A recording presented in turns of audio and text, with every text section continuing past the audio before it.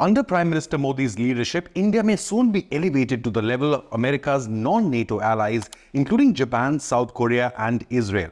For the first time in the history of India and the United States of America, such an India-centric bill has been ushered in the US Senate. Now, this comes at the same time India's External Affairs Minister S. Jaishankar held a meeting with Chinese FM Wang Yi and once again demanded complete military disengagement from the LAC border in Ladakh. Now, it is called the US-India Defense Cooperation Act and could become New Delhi's ace in countering growing Chinese aggression and footprint in the entire Indo-Pacific. US Senator Marco Rubio has tabled the new bill, saying, quote, "Communist China continues to aggressively expand its domain in the Indo-Pacific region, all while it seeks to impede the sovereignty and autonomy of our regional partners. The US must continue its support in countering these malicious tactics. India, along with other nations in the region, is not alone," unquote. If and when adopted, this bill would lead to an official US government statement of policy to support India to face any threats to its territorial integrity, while providing all necessary aid, which may include technology transfer, sale of advanced weapon systems, as well as cooperation in sectors like space and emerging tech, leading to more FDI in India. On one hand, this bill aims to elevate India to the same level as America's closest non-NATO allies by supporting New Delhi to counter any threats to its territorial integrity, especially from China. At the same time, it would limit aid to Pakistan if Islamabad is found to be rerouting aid money to support terror network against India. The bill is the most obvious sign that the United States sees India as a central pillar of its foreign policy in this 21st century, on par with its closest allies including Japan, South Korea and Israel. While the US Senate is currently divided following Joe Biden's not so surprising withdrawal, the bill may again be reintroduced after the US elections later this year.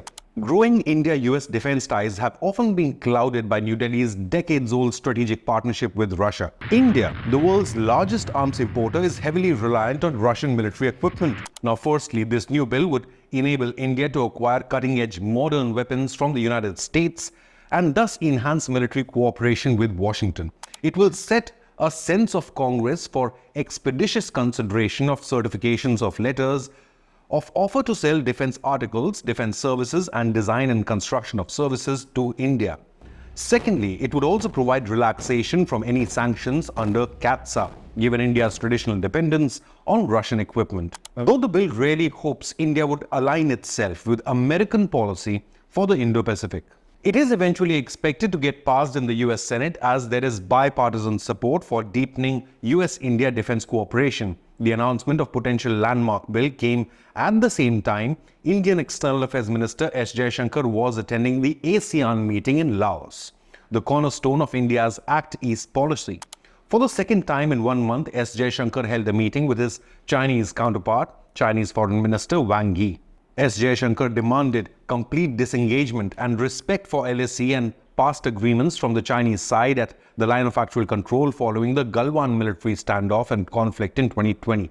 Jaishankar said, and I quote, "The state of the border will necessarily be reflected on the state of our ties. Agreed on the need to give strong guidance to complete disengagement process. It is in our mutual interest to stabilize our ties. We should approach the immediate issues with a sense of purpose and urgency," unquote. Threatened by India's bonhomie with both Russia and the United States thanks to India's autonomous strategic foreign policy, China has yet again appealed to India to get steady ties back on track, which Yang Yi said, quote, "should reflect the strategic vision of China and India as two major emerging and developing countries," unquote.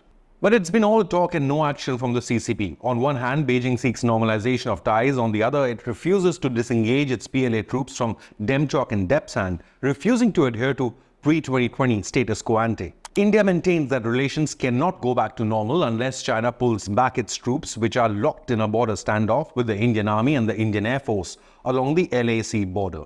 India has maintained a near-total ban on direct Chinese flights and visas ever since the border skirmish in 2020. East Asia outreach is aimed at boosting military alliances in the ASEAN region to confront common threats posed by Beijing. Minister of External Affairs S. Jaishankar also met his counterpart from the Philippines, Enrique A. Manalo, to discuss deepening bilateral defense cooperation. In a post on X, Jaishankar stated, quote, "Delighted to meet my friend Sek Milano of Philippines, discuss the strengthening of collaboration between our two democracies and partnership in the Indo-Pacific, especially in upholding the rule of law and ASEAN centrality," unquote. Remember, India has always extended a hand of friendship to the Philippines, which is also involved in a long-standing dispute with China over shoals and islands in the West Philippine Sea, also called the South China Sea. India has backed Manila on several issues, including the Second Thomas Shoal, which falls under Philippines' exclusive economic zone, but is now being claimed by an expansionist China, threatening an armed conflict. Beijing and Manila appeared to reach common ground last week, but cracks are already appearing over what was actually agreed. The Philippine Department of Foreign Affairs claims agreement with Beijing had been reached, quote, "without compromising national positions," unquote. India has extended unwavering support to the Philippines and even supplied supersonic BrahMos missiles known as the Ship Killer, while more defense deals, including fighter jets and naval helicopters, are also being discussed. Now, if you found this news report informative, then leave a comment, hit the like button, and subscribe to Inconnect News.